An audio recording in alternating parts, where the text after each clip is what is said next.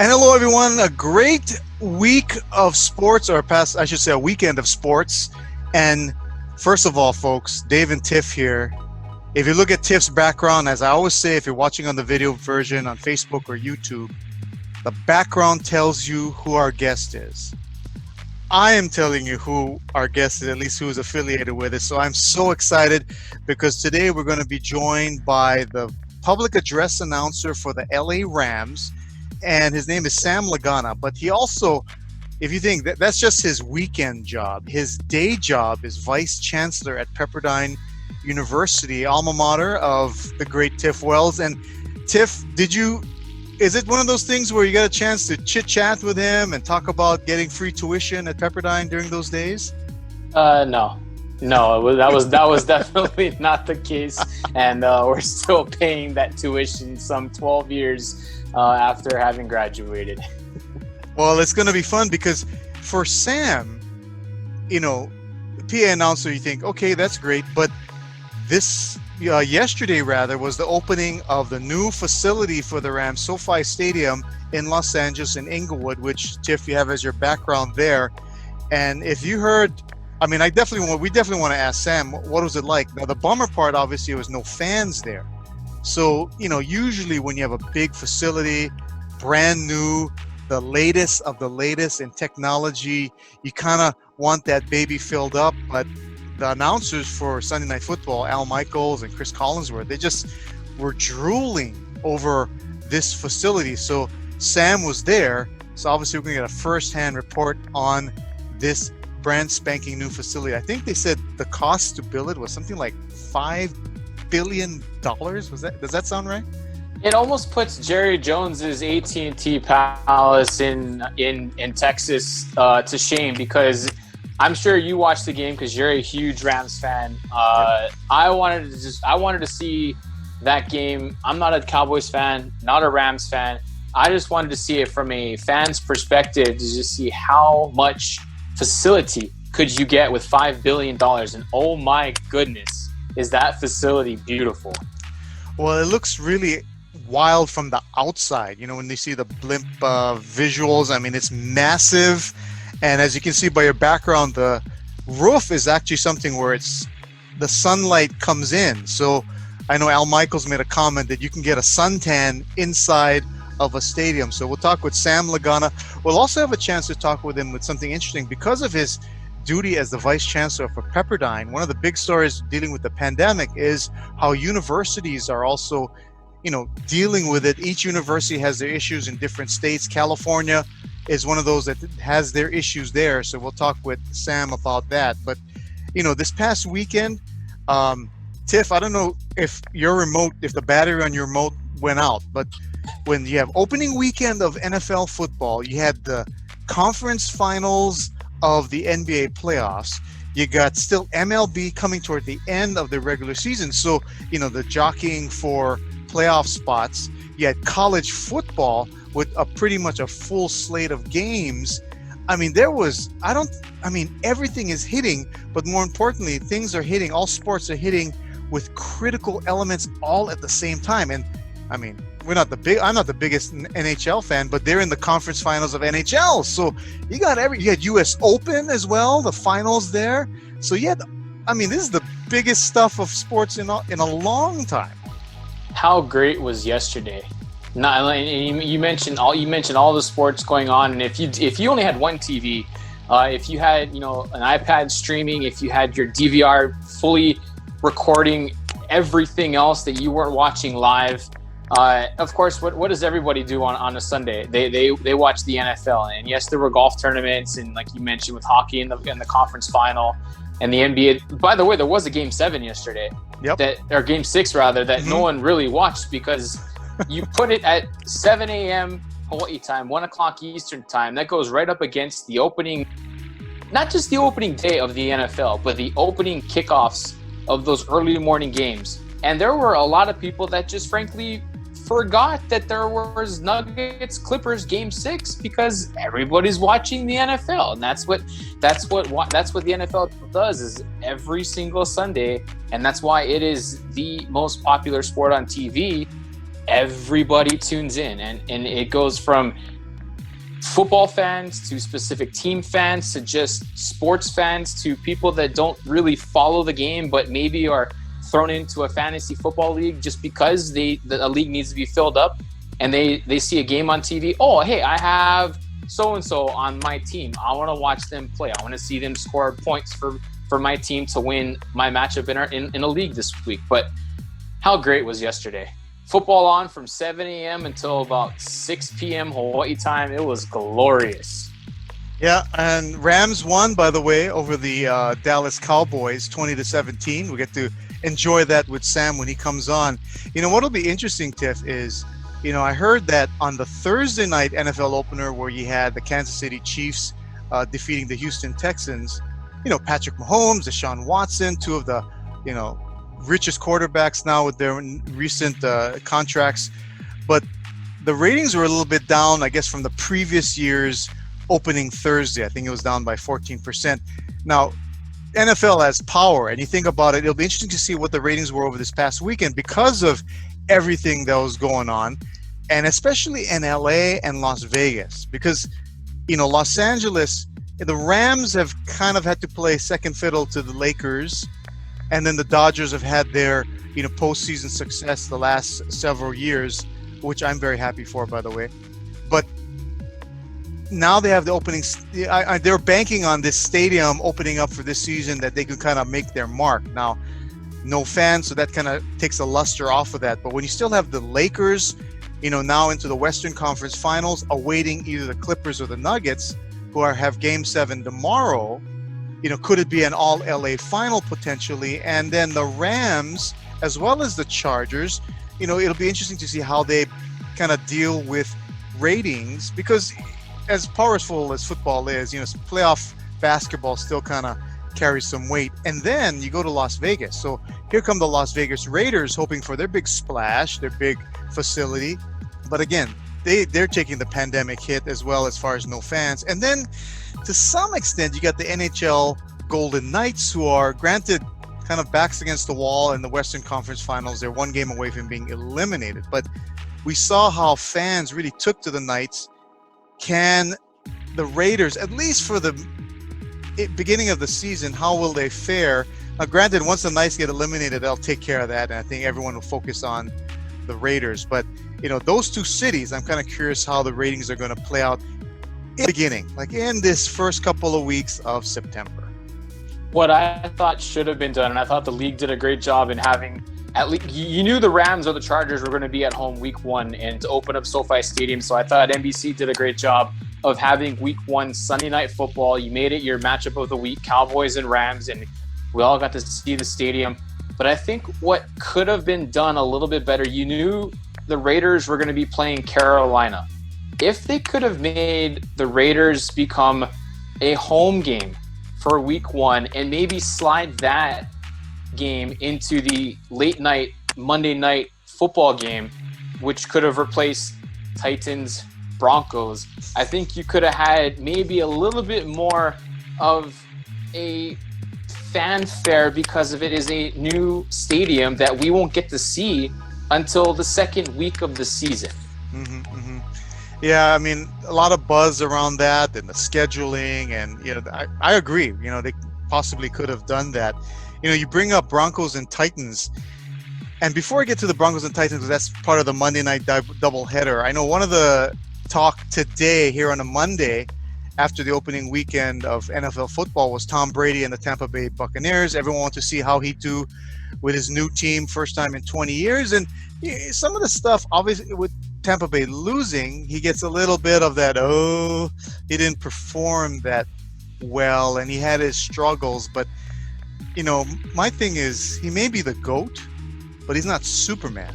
I mean, you still didn't have the off-season training, the training camp length and repetitions that you'd normally have for anybody with a new team, new personnel. So regardless of who Tom Brady is and how great of a player he is, he still needed that time. And so therefore I expected to see some rust. I expected to see some errant throws. I didn't expect to see vintage Tom Brady in opening week 1. And, you know, he's not Superman. He's great, but he's not Superman.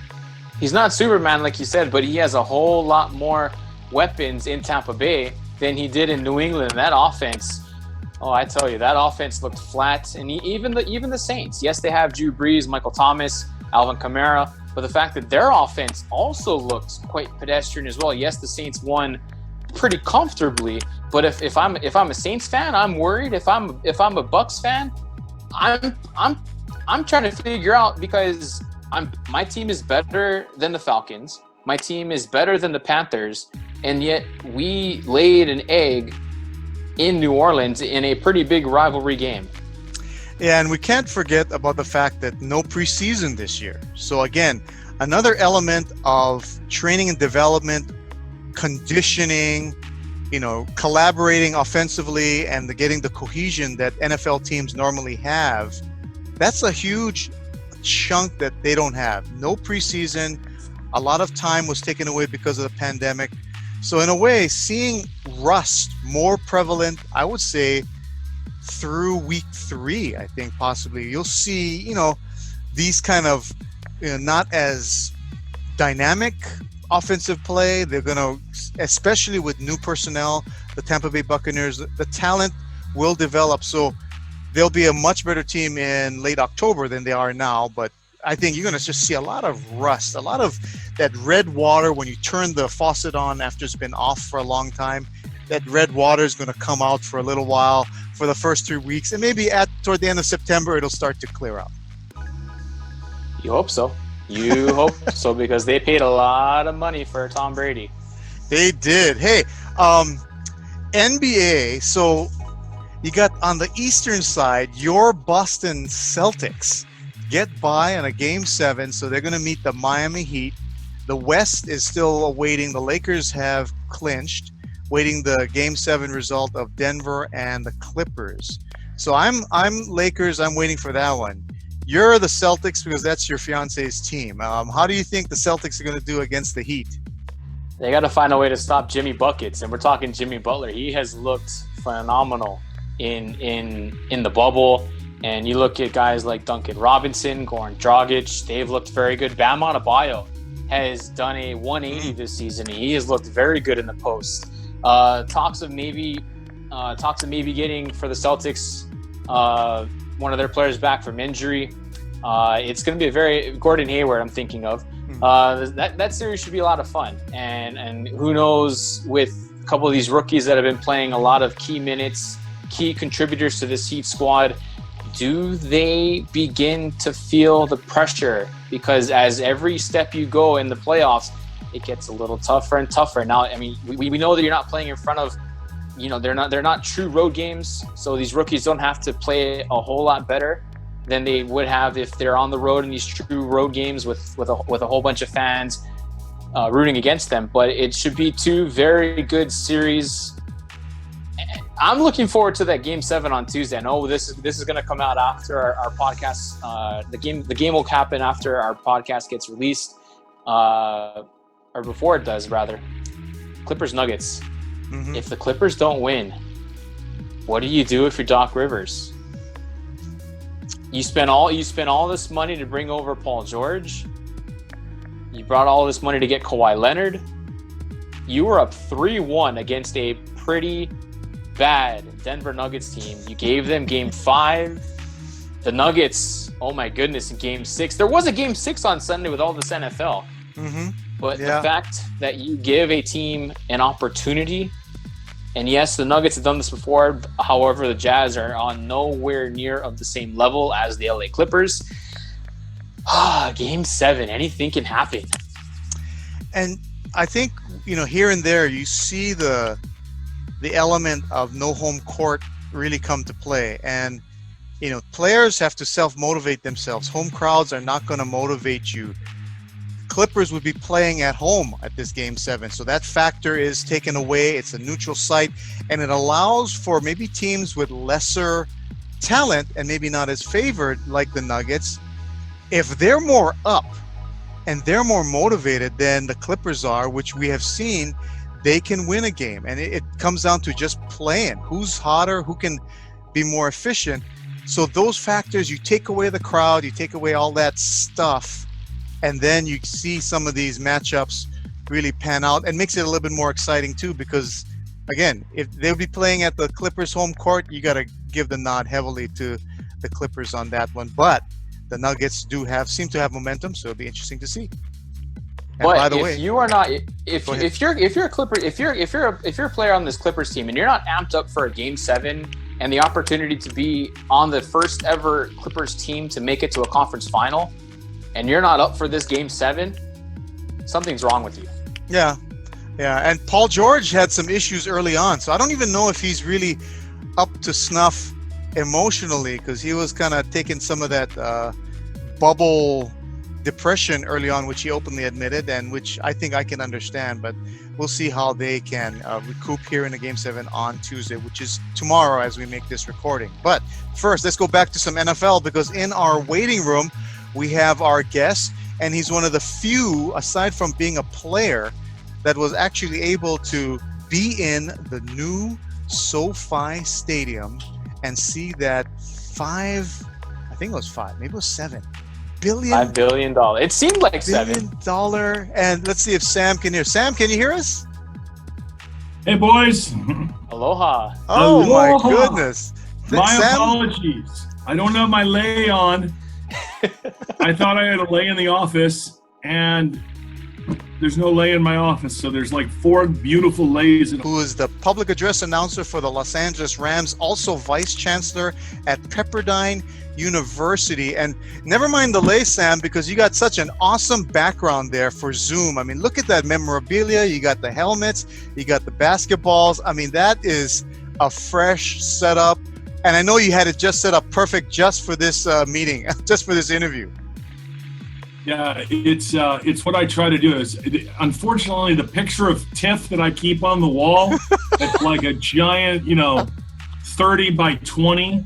That is, it's just on this wall, and I can't show it. But know that Tiff Wells is an undergraduate at Pepperdine. The pride of Honolulu is here, at least in spirit. And I know there's going to be a building soon to be named after him, and we can talk about that soon to come up. But let me start off with this. As the public address announcer for the LA Rams, something that, as an LA Rams that I have been since the Vince Ferragamo days, how did you get that prized gig? How did I get the gig? That's a crazy question. Yeah, Dave, it was a wild experience, because I was kind of sitting in my office here waiting to find out, like, hey, I wonder what's going on today, and just, muddling through a day, much like every other person in America does. And I got this email, and the email comes in, and it's like, hey, if you're interested in being the public address announcer for the Los Angeles Rams, could you record these 7 lines? And I'm looking at this thing, and I'm looking at them scrolling through with a mouse, and, looking at the email, and I'm thinking I'm getting punked, like from one of my buddies, because it's total cut and paste address, because quite frankly, they hadn't really got to out in progress of getting to Los Angeles. And lo and behold, in this period, I get this thing in May, and I'd actually have already bought season tickets, because Dave, like you and Tiff, I'm a Rams fan. And, I wasn't going to wait. I bought season tickets. I had 50-yard line seats. I was ready to go. And then I got this email. And I thought, okay, yeah, I could do this. But I sent back a quick email saying, hey, look, I can't get to a studio until like Tuesday next week to record this. They're like, don't worry about it. Just record it on your iPhone. I'm like, my iPhone? Like, I've done some really cool announcing, like particularly on Fort DeRussy Beach. And I did the AFC NFC challenge for the NFL on Fort DeRussy Beach. And I've announced a whole bunch of Pro Bowl events on Fort DeRussy Beach. And they want me to do this on the iPhone? Okay. So I tried it in my office, didn't sound good. So I went into the bathroom, because generally the bathroom always sounds better. Like, have you ever tried singing in the bathroom? Oh, you sing A Little Brother Is in the bathroom. Right. See trees of green, you got the whole thing going. And so I tried it, didn't sound good. Tried a hallway, didn't go. I found this little corridor, and I got in there, and it said, this sounds okay. So I recorded And I just recorded them through, like 1 to 7. And at the end, I added, all right, it's time for every man, woman, and child to get out of your seat. Get on your feet and rise with the Rams. And I hit send. And that was it. Happened. Yeah, and nothing happened, Dave. Nothing. And so I had already made this appointment for the studio, so I went and recorded it in the studio because it was going to just sound better in the studio, right? And I got that huge file. I did it, sent it in. Boom. I didn't hear anything. So literally, I go to dinner. There's a place in West Los Angeles. Highly recommend for anybody that comes over to mainland. It's called Guido's. It's an Italian restaurant on Santa Monica Boulevard at Bundy. And so I go to Guido's with like 8 buddies of mine. We're going to have, a nice Italian dinner with a little red wine, stuff like that. And the guy who I thought was punking me early on was going to be at this dinner, but I didn't really think about it because it was months ago. And we're sitting at dinner, and he happens to be sitting next to me. And he says, hey, what's going on with that gig with the Rams? And I said, I don't know. I haven't heard of them. If I don't hear from them soon, I'm going to be out because I'm planning this trip to India and Thailand for work, and I got to figure this out, and I don't want to screw this whole thing up. So lo and behold, Tiff and Dave, I go to my car, and I get the little ticket out, and I give it to the dude to get my car, and the phone. I look at my email like we all do, right? Like I've been busy for 2 hours eating. So I look at my phone and it's like, hey, we'd like you to consider being the public address announcer for the Los Angeles Rams. I'm like, whoa, we just talked about this, right? Like, this can't be real. I'm getting punked. Those guys are in there laughing right now. And so I sent back a note and I said, okay, I will come to your office and meet with you tomorrow or the next day, whatever you can, and we'll wrap all this up. Text comes or email comes right back. You don't need to do this. We can do this over, email. I'm like, no, old school guy, need to come see you, need to see if it's going to work out. Thinking in my head, need to see that this is real. Yeah. Real. And so I'm still thinking it could be Diego inside, but nevertheless, I zip out, I go home, I tell my wife, this is kind of cool. I'm gonna go check this out tomorrow and meet with these guys. So I meet with them. It's real. It's unbelievable. And so, they asked me if there's anything I wanted. And I told them I want a Super Bowl ring when we win the Super Bowl. And they start laughing. They go, we're the Rams. The one guy goes, the Rams. I'm like, you didn't move here and build at that time it was only $3 billion. You're not going to build a big stadium in LA not to win a Super Bowl. He's like, all right, I'll have to get that approved. I'm like, okay, that's really pretty much the one thing I want is if we win the Super Bowl. Okay, I should have negotiated better, boys. I did not negotiate well. We got to the Super Bowl. I didn't negotiate for an NFC ring, right? Next time. No, Next time. Right? But it's all good.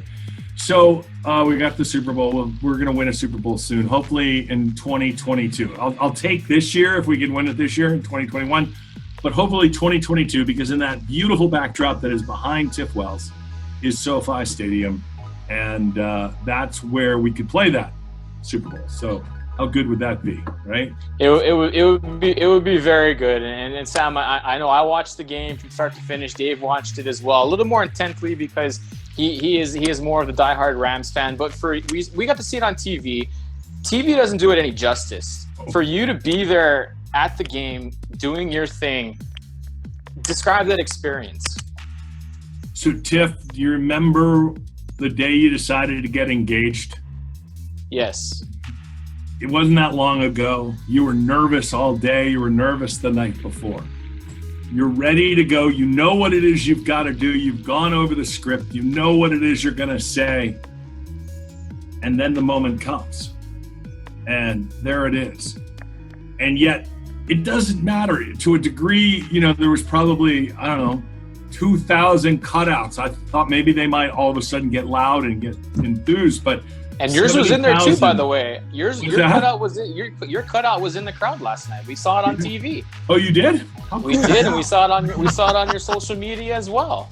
Well, I did put it on social media, and I'll tell you about that in a bit. But yeah, it was just weird. Like there's no response, and so it was like okay, when you introduce the Rams, we're going to set off the pyro, but we're not going to send the team out until after you finish. Normally they send them out when I start, but they wanted all of the fireworks to come up afterwards because of the noise and stuff like that. There's nobody in the building, right? Like 100 people are in the building, and they wanted to come out. So it was like, ladies and gentlemen, welcome to the world's greatest stadium. Welcome to the Rams house, your Los Angeles Rams. It's like that moment when she says yes. You give her the ring and she says yes. And it was awesome. But there wasn't, you're sort of like looking around like, okay, I got a quick high five from Garrett, my spotter, and dead air. Just like this. How are you able to balance? I mean, we talked about it, that the fact that games are, for the most part, on Sundays with maybe a Thursday night home game thrown in here or there. How do you balance being the PA voice of a professional football team and also being the Associate Vice Chancellor of a university? So I think both of them, that's a great question. Thank you. I think both of them, Tiff, live with you. It's not like you go to work and then work stops and then this work starts, right? It does happen that way, but everything is a part of your life. And so you're kind of weaving life together, right? So I don't really have like a 40-hour-a-day job at Pepperdine as Associate Vice Chancellor, and I certainly don't have a 40-hour job with the Rams. It may be 40 hours the whole year, right? If you get down to it. I'm kind of more like when you guys come over from the islands to go to Disneyland when we're not in the pandemic. I'm the guy at Christmas time that's like selling the popcorn, right? I get hired for those things that I have to do. Now, when the Rams ask me to do something, I do it. If I have to record something, I do it. But it doesn't involve me taking that much more time. I do have game day preparations, but like when you're preparing for a UH game, either one of you, if you're preparing to watch the Bows play, you've got to build your board. So I got to build my boards. You're going to look at what's going on with our team, what's looking on their team, and you're going to get back into the groove and just say, okay, I'm ready to go. And really, your team is what matters, right? You're going to have some key bullet points on the other team. But quite frankly, do I care about Ezekiel Elliott right now? No. Did I care about him yesterday? All that I cared about was he was Ezekiel Elliott and that I didn't screw that up, right? He's a great player. He's going to run for whatever it is. I'm not really giving his stats, right? Other than the moment he's in the thing. I don't have to talk about he was raised here, he did that. I'm pretty clean on that. I just need to call the game, so I need to know what did he gain, and I have to be more cautious than you guys are. I don't get to talk the whole time. The play clock goes down from 40, right? Or 25 sometimes. I have to be out by 20 on the game clock, or if the center touches the ball. If either of those things happen, I'm silent and I got to get out. Otherwise, it's kind of a violation with the NFL. So I got to be, I got to do my job the best I can do it, keeping those things in mind. So I've got a limited amount of time. So if you watched the Rams last night, you saw a pretty fast offense. You saw us no huddle almost and right to the ball. And I mean, Jarrett was 2 steps, 3 steps. I mean, that was the fastest I've ever seen him drop into pass, right? He wasn't going back deep into a pocket. He was boom, boom, pah. And, guys are just moving fast. And so you've just got to be on the game. I don't know what the tempo is going to be. I mean, Sean McVay does not call up the booth and go, hey, dude, here's what we're going to do today. We're going to run this tempo that's just going to blow everybody's mind. What he says is, in a presser, we got a 3-headed monster. And you're probably going to see all 3 guys. Okay, so preparation for me, get ready to see Akers, Henderson, and Brown. And your players, just like your players. Who's going to come in at what role? Malcolm is going to be that, you almost guess that, you haven't seen Cam Akers, but you think he's going to be that fast lightning guy. And then you've got, you've got Henderson, who's also going to kind of kind of be in between blasting and moving and being able to catch. You saw those guys, do it. We ran 12 personnel. We ran a whole offense with no backfield, right? We're all receivers. Sean threatened to run 3 running backs at one time. He didn't do it, but he threatened it, like you guys might just see 3 running backs. I was ready for anything. But that's how it goes. And the preparation is just great. I have more prep time that I need to do for my work here than I do over there. But really, when I prepped for games at Aloha Stadium, that was it. I mean, we had more rehearsals at Aloha Stadium, truthfully, than we have had for anything. And I'll tell you more about that later. But go on with your line of questions. Did I answer your question okay, Mr. Wells? Sir? Yes, you did. Yes, you did. Hey, I got you mentioned your work at Pepperdine, so I'm kind of curious, with your hat as the Associate Vice Chancellor at Pepperdine, we've been hearing, obviously, with the pandemic, how universities are being challenged because they're not only how they're handling their instruction and the curriculum, what type of mask they wear. That's nice, by the way. Is that a Pepperdine logo on there? Yes. Oh, there you go. Oh, nice P. So how is Pepperdine doing in terms of the pandemic? How are you handling the instruction? What's the status there? I'm looking out the window. There's 2 cars in the parking lot that would normally on a Monday at this hour be completely packed. I might be one of 4 people in the entire administration building in these 4 floors. So we're on Zoom U. This is my 5th Zoom today right now. Wow. Students are Zooming, teachers are Zooming. They're not teaching from the classroom so much here as on laptops and so forth. I get horrible internet back at my house, and I wanted quality to come over there to the Pacific Isles. So I came to the office to do these Zooms because I had so many today. But yeah, it's kind of surreal. It feels like Groundhog Day every day. I walk past some of the outer cubicle offices, and it's the same thing from March 13th. Every day I walk by, the staff left and things are in the same place. Happy birthday signs are still up in cubicles. It's weird, dude. It's really weird. The ocean looks beautiful. The mountains are incredible. I always like to say that we are, mountain crested, ocean girded. It's an incredible place, and that's all we got right now. There's not a whole lot of people. We do have some residents that live on the campus, professors and others, so that there's some activity. And then there's a few students we would normally have 2,200 students living on campus. There's a few who have hardship. Maybe they live in a foreign country, they couldn't get back to where they are coming from, so they have resided here, and we're doing the best we can. That's really heck, think about this. You guys have been in quarantine situations in Hawaii 14 days since March. Maybe they shortened a couple for a few days, but you guys can't even go from county to county, island to island, if you will, without having to hunker down, right? Yeah. No doubt. Sam Lagana, the Associate Vice Chancellor of Pepperdine University, as well as the public address announcer for the LA Rams. Now, final question, Sam. I am an aspiring PA announcer. I get to do Kaiser High School football. And one of the things I like to catch and hear to develop my style is some of these other public address announcers and how they call something. Could you give us a sample of a touchdown by the LA Rams by Sam Lagana? Sure. Jared Goff to Malcolm Brown in the corner, touchdown, LA! That's how I would probably do it. Nice. But that must have echoed through SoFi, that first touchdown, huh? Well, yeah, except that they put the volume at 60 decibels because they brought all the volumes down.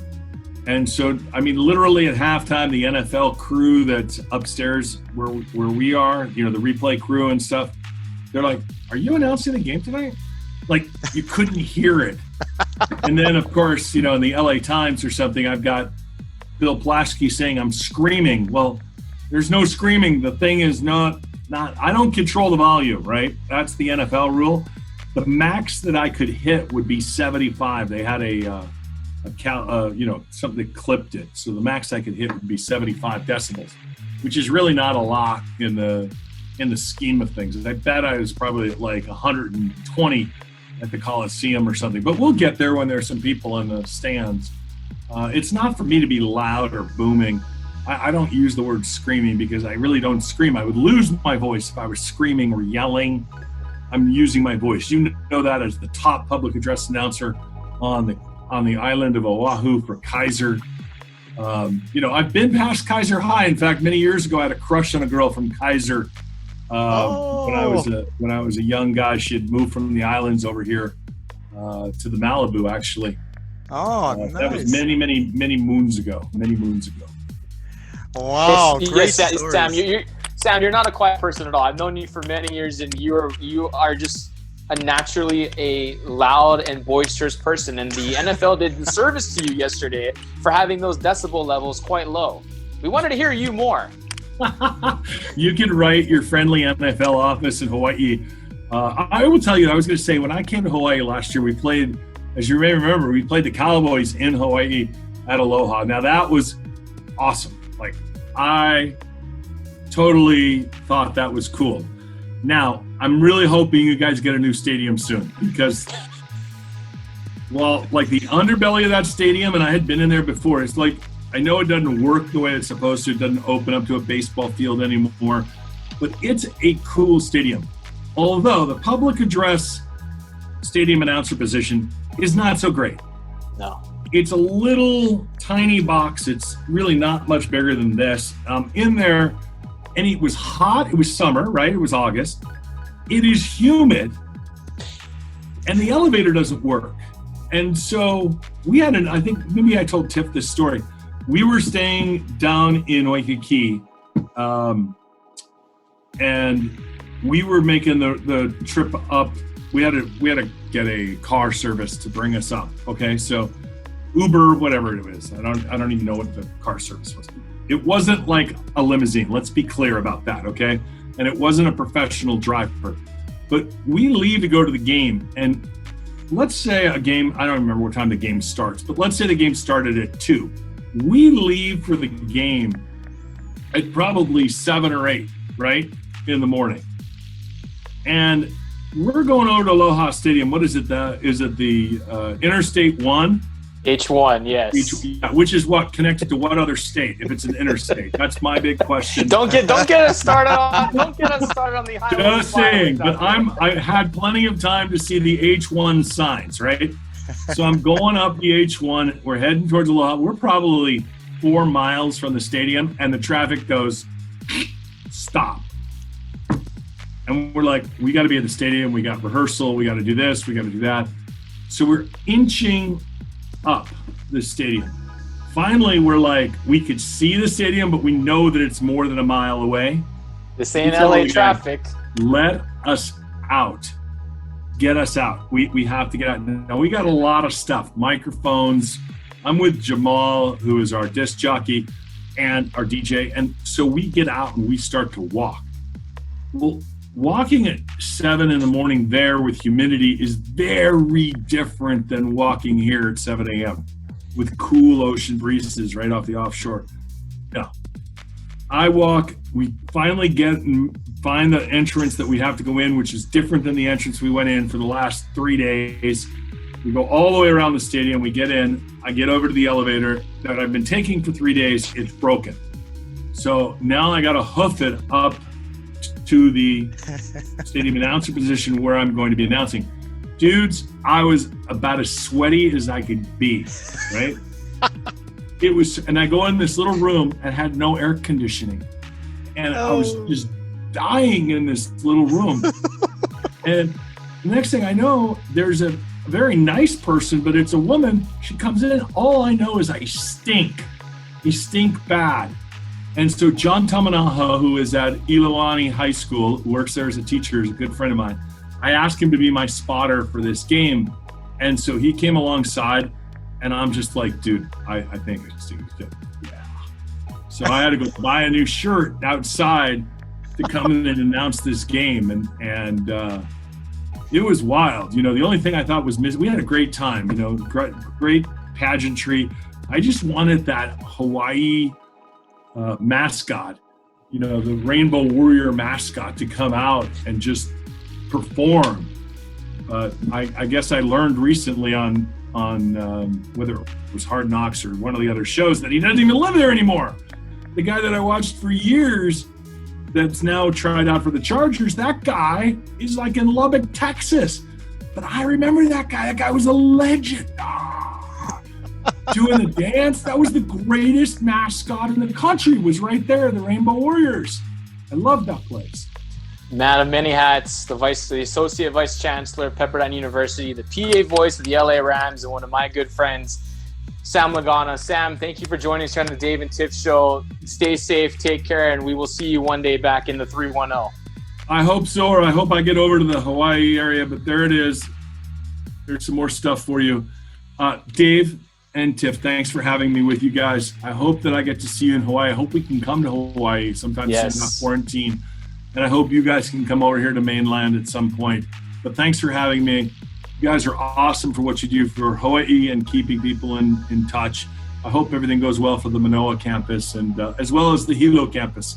Let the Vulcans and the Rainbows shine with a lot of great spirit. So God bless you guys, and thanks for having me on.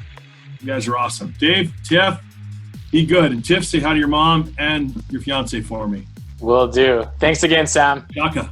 Thank you so much. Sam Lagana from Pepperdine University, also the Associate Vice Chancellor at Pepperdine University and the public address announcer. Man, does he have a lot of stories. He has a lot of stories, and I tell you, Dave, when that new stadium gets built, and hopefully it takes less time than it did for the rail, which is still ongoing, that if we do have a new PA room, can it be the Sam Lagana public address box? And can it get some air conditioning? Yeah, for all that sweat that he dropped on that day doing that one preseason game. Welcome to Aloha Stadium. That's all I got to say. The traffic, oh boy, I tell you. Hey, man, that got us excited. So let's go right to Tiff's corner, because I know that's always pumping with info. What you got there, Tiff? You got to watch the Saints and Buccaneers wait. game, correct, Sorry, right? What? sorry. What? We're going to preempt this program. Jaren's corner. Your son's corner. I got to introduce, we got the MMA Report Yes. again, so let's go right to Jaren Kawada and this week's MMA Report.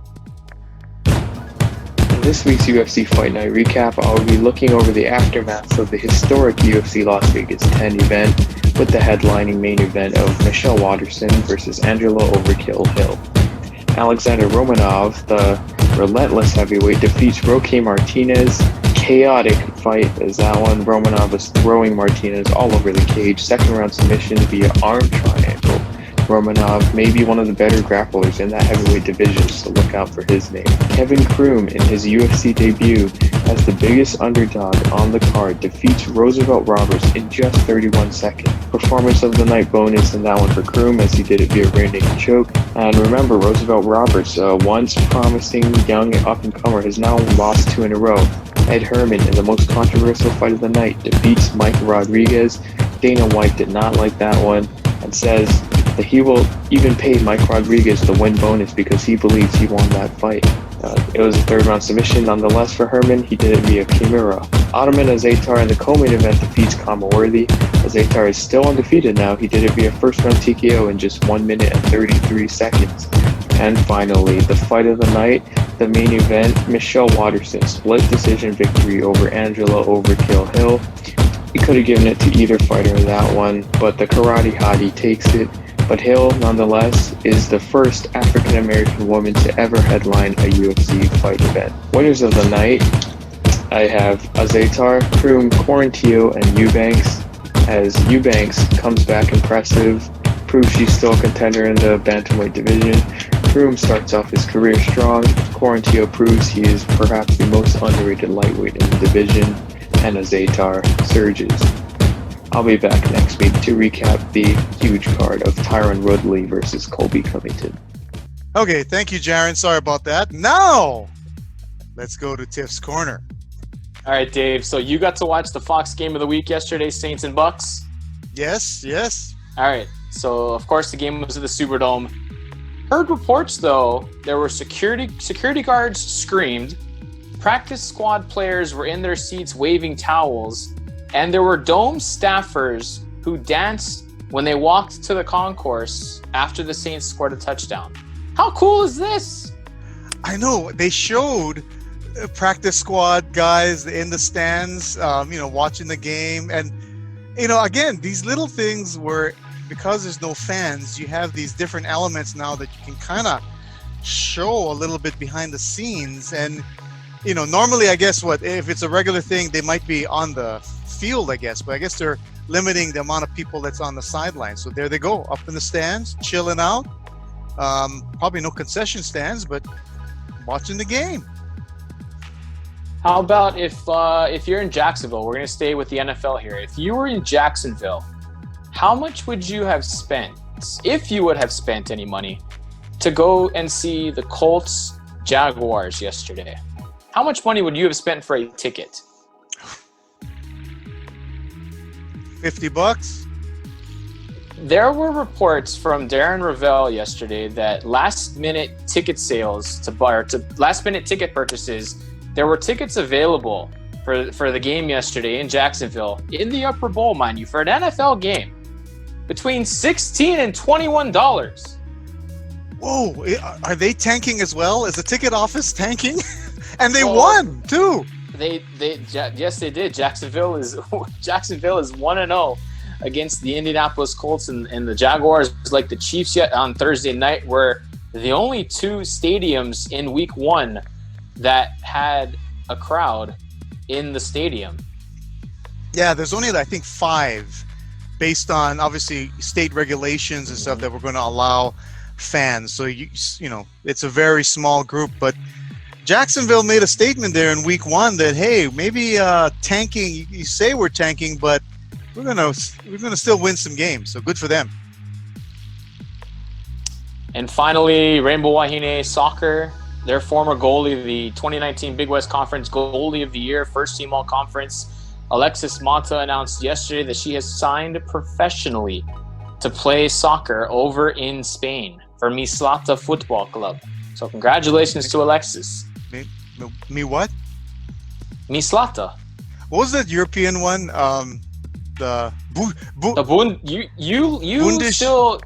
You still give me grief for the Bundesliga. Bundesliga, and that's German. The German league. That is the German professional soccer league. And so Mata will be playing for the Spanish league. Mislata. I'll get it. You have a week to get it. Well, congratulations to her, because she was a standout player for those Rainbow Wahine soccer teams. So good to hear our former players from the University of Hawaii getting professional contracts and being able to live out a dream. Wow, that'll do it for our Dave and Tiff podcast. I want to thank Sam Lagana for joining us. The public address announcer, got to be in with the Los Angeles Rams in SoFi Stadium, got to see it. And of course, he's waiting for when they can raise the volume on that thing so his announcements will boom throughout the stadium instead of they kept it low because there's nobody in there. How great was his call? How great was his call when he signed off with us today? Touchdown Rams, who defeated the Dallas Cowboys, by the way. So Tiff, the former, you knew him from the Pepperdine days. He's the Associate Vice Chancellor, so thanks for getting him to come on. I want to thank Jan for the MMA UFC report. And we'll be back next week, and if all works out, we should have Rainbow Wahine women's basketball coach Laura Beeman joining us. She got named to the Blue Ribbon Committee at the University Department of Athletics as the only coach selected to help oversee how athletics is going to be dealing and working with this pandemic situation. So congratulations to her. We'll have her on our next podcast. So until next time, this is for Tiff Wells. This is Dave Kawada saying so long. And as always, Tiff likes to say, wear that mask. Wear that mask. See y'all later.